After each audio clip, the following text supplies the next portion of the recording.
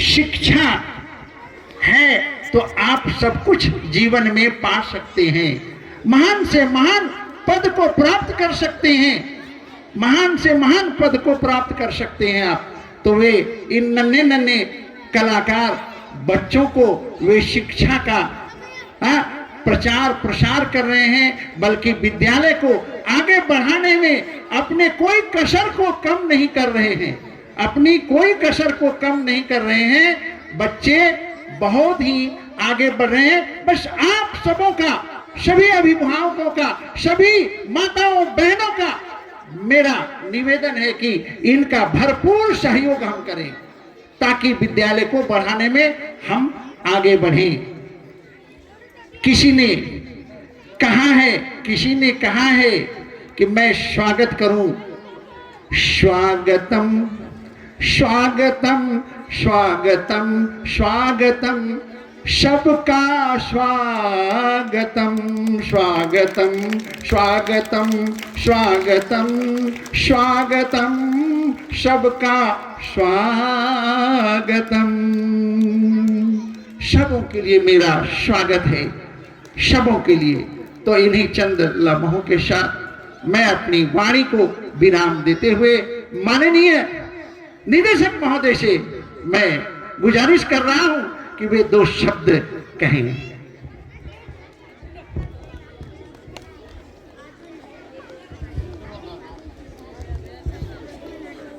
Honourable guest, coordinator, principal, teachers, my dear and my lovely children, good morning to all of you. At first, I wish you a very Republic Day. Today is the 26th January. We are celebrating the 76th Republic Day. Republic Day is the national festival of India. We are celebrating this day with joy and happiness. On this day, Constitution of India come to force in 1950. The Constitution is supreme law of India. Our Constitution was written by Dr. Bhimrao Ambedkar. तो दोस्तों मैं हिंदी में बात करना चाहूँगा क्योंकि किसी को समझ में आएंगे, किसी को समझ में नहीं आएंगे। तो मैं हिंदी में बात करूँ ताकि सबको समझ में आ जाए। तो डॉक्टर भीमराव अंबेडकर को आप जानते ही होंगे, उनका नाम सुनते ही होंगे। हमारे संविधान को कठोर से कठोर, अच्छा से अच्छा बनाने में उनका सबसे बड़ा हाथ था, क्योंकि उस समय जितने भी लीडर थे डॉक्टर भीमराव अंबेडकर के सामने सब उससे नीचे ही थे। मतलब समझिए कि सबसे टॉप में उसको माना जाता था। तो जितने भी उस समय फ्रीडम फाइटर लोग, जितने भी सदन में लोग थे, लगभग 140 के वो चेयरमैन थे। समझिए कि कानून जो हम लोग जिस कानून पे चलते हैं, जो हम लोग कानून मिला है, क्या करना चाहिए क्या नहीं करना चाहिए, ये उनका सबसे बड़ी हाथ है कि उनके बदौलत आज हम लोग अच्छा से जी रहे हैं। कोई गरीब है, कोई अमीर है, कोई छोटी जात है, कोई बड़ी जात है, सबको अपना अपना अधिकार मिला है। कोई ऐसा नहीं कह सकता है कि मेरे लिए कानून नहीं बना है। तो हम लोग उस देश में जीते हैं जो सबको बराबर का हक है। ये नहीं कि वो अमीर है तो उनके लिए ज़्यादा हक है, जो गरीब है उनके लिए कम हक है। उसने अपनी ज़िंदगी में किस तरह सींचा है डॉक्टर भीमराव अंबेडकर ने, बाबा साहब जिसको बोलते हैं हम लोग, बाबा साहब ने अपने ज़िंदगी में बहुत सारी परेशानियों के साथ झेल के आगे उठे हैं। ये आपको मालूम होगा कि जब डॉक्टर भीमराव अंबेडकर ने छोटे थे, जब कोई स्कूल में उसको एडमिशन किया गया तो आप लोग को ये भी मालूम होगा कि उनको बैठने के लिए जगह तक भी नहीं देते थे। सब बोल रहे थे कि वो छोटे जात का है, नीची जात का है, उसको दूर में रखे, एक साइड में रखे। अगर वो क्लास में एंट्री करते थे तो बड़े बड़े बच्चे, बड़े बड़े मतलब लीडर के बच्चे या बड़े बड़े बिजनेसमैन के बच्चे उनके बगल में बैठना पसंद नहीं करते थे। बैठना तो दूर की बात है, रूम में इंटर भी करना, रूम में प्रवेश भी करना पसंद नहीं करते थे। इस बात को उसने बहुत गंभीरता से लिया। कभी कभी ये भी होता था कि कुएं से पानी, ट्यूबवेल से पानी लेंगे, अगर वो ट्यूबवेल को छू भी लिया तो उस ट्यूबवेल को भी बढ़िया से साफ सफाई किया जाता था। तो यानी उनके बारे में जितना बोलेंगे हम लोग बहुत कम है, बहुत लंबा पेज है। शॉर्ट में ही आपको बता दिया हल्का फुल्का, ताकि आप लोग को नॉलेज हो, जाने आप लोग। डॉक्टर भीमराव अम्बेडकर अपने ज़िंदगी में जो भी परेशानी से गुजरे, क्योंकि वो नीची जाति का थे, छोटे जात का थे, वो नहीं चाह रहे थे कि जिस तरह हम अपने ज़िंदगी में परेशानी से झेले, तो हमारे हिंदुस्तान के जितने भी छोटी जात का आदमी है वो इस रास्ते पे ना चले। उनको बैठने का अधिकार मिले, उसको पानी पीने का अधिकार मिले, उनसे बात करने का, उनको अच्छा कपड़ा पहनने का। हालांकि उस समय अच्छा कपड़ा पहनने का भी अधिकार नहीं था। लेडीज़ों को समझिए बुर्खा जो तो मतलब है कि घुटने तक पहनने का अधिकार था। लेडीज लोग जो कपड़ा पहनते थे घुटनों तक पहनने का अधिकार था, किनको? जो छोटी जात का थी। लेकिन डॉक्टर भीमराव का ये बहुत बड़ा देन है कि उसने ऐसा कानून बनाया कि सबको अभी अधिकार मिला, कोई भेदभाव नहीं, पता ही नहीं चलेगा कौन छोटी जात का है, कौन बड़ी जात का है। तो उनका जितना भी जय जयकार करेंगे वो बहुत कम है। तो मैं इसके साथ में आप लोगों को कुछ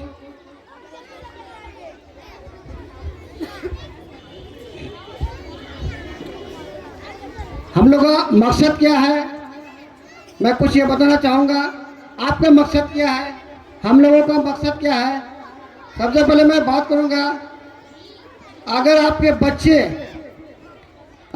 बच्चे घर में आपको डील अगर नहीं कर पा रहे उनको, तो उनको आप हॉस्टल में डाल सकते हैं। कहने का मतलब जो पेरेंट्स घर में है तो वो अपने बच्चे को डील करते हैं कि बेटा पढ़ने बैठो, टास्क बनाओ। लेकिन जो पेरेंट्स यहाँ पे नहीं है, उनके सिर्फ माँ है, पापा नहीं है, वो बच्चों से बहुत परेशान रहते हैं। क्योंकि आजकल के बच्चे हाईटेक के बच्चे हैं, अब दौर इंटरनेट का है, बच्चे का माइंड बहुत फास्ट भागता है। तो अभी हम लोगों को बच्चों को समझने में बहुत टाइम लगता है। आपके बच्चे, आप मान के चलिए कोई पढ़े लिखे हैं, कोई नहीं है, लेकिन आपके बच्चे जो छोटे बच्चे हैं वो इतना टैलेंट है जो आप उनको समझ नहीं सकते कि मेरा बेटा कितना टैलेंट है, वो कितना आगे बढ़ सकता है, ये आपको अंदाज़ा नहीं है। ये कब पता चलता है, जब कोई स्कूल में डालते हैं तब बच्चे को पता चलता है कि मेरे बच्चे कितने टैलेंट हैं। तो आप लोगों में ये भी कहूँगा, आपके बच्चे जहाँ भी पढ़ रहे हैं, कोई वेलकम में, कोई और कहीं जहाँ भी पढ़ रहे हैं, तो अगर आप डील नहीं कर पा रहे हैं तो बच्चे को हॉस्टल में डालिए, क्योंकि आजकल के बच्चे बहुत आगे बढ़ रहे हैं। अगर उसको अच्छा से डील नहीं करेंगे तो बहुत पीछे हो जाएगा वो। क्योंकि हम लोग जानते हैं कि हम लोग भारत में हैं, भारत में से जितने भी हम लोग का राज्य है उसमें सबसे एजुकेशन में पीछे हम लोग का बिहार है। अब बिहार में जितने भी डिस्ट्रिक्ट है, जितना भी जिला है, आप लोग जानते होंगे किशनगंज सबसे पीछे है। और किशनगंज के अंदर अगर हम लोग जाएंगे तो सबसे अगर पीछे है तो हम लोग का ठाकुरगंज और पूठिया, यानी पूरे देश में हम ही लोग का एरिया सबसे कमज़ोर है एजुकेशन में। एजुकेशन का तालीम हम लोग को अच्छे से नहीं है। तो हम लोग चाहते हैं, आप लोग चाहिए कि आपके बच्चा को अगर आपको समझ में नहीं आते हैं तो किसी के अंडर में उनको कर दीजिए, ताकि बच्चा बहुत बड़ा बन के निकले और उनके अंदर बहुत सारे टैलेंट हो।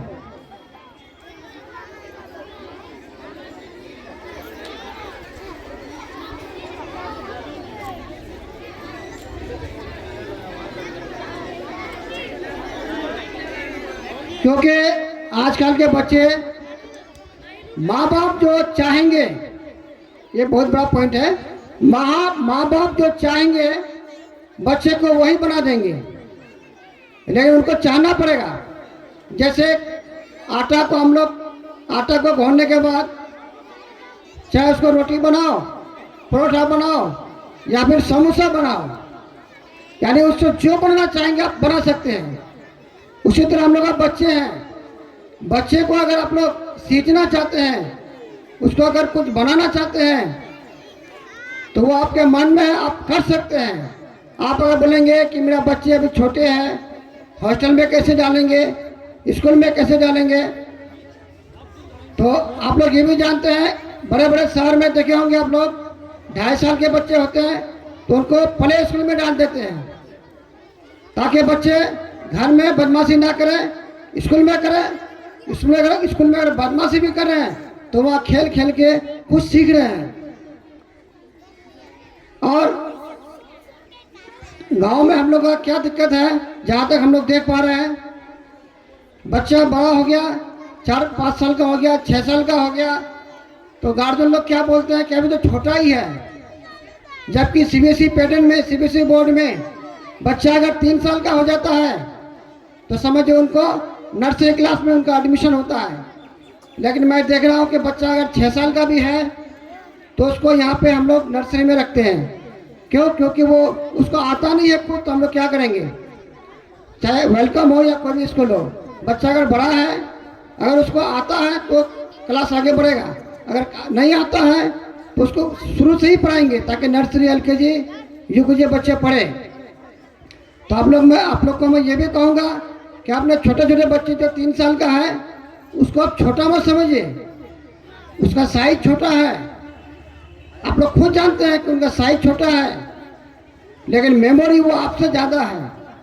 इस बात को आप लोग शायद जानते होंगे कि आपके बच्चे बहुत कम टाइम में कुछ ऐसा कर देते हैं, मोबाइल पे हो या बोलने में हो, आप लोग घर में खुश हो जाते हैं कि मेरा बच्चा इस मोबाइल में ये गेम खेल लेता है, ये डाउनलोड कर लेता है, व्हाट्सएप चला लेता है, जो आपको समझ में नहीं आता है।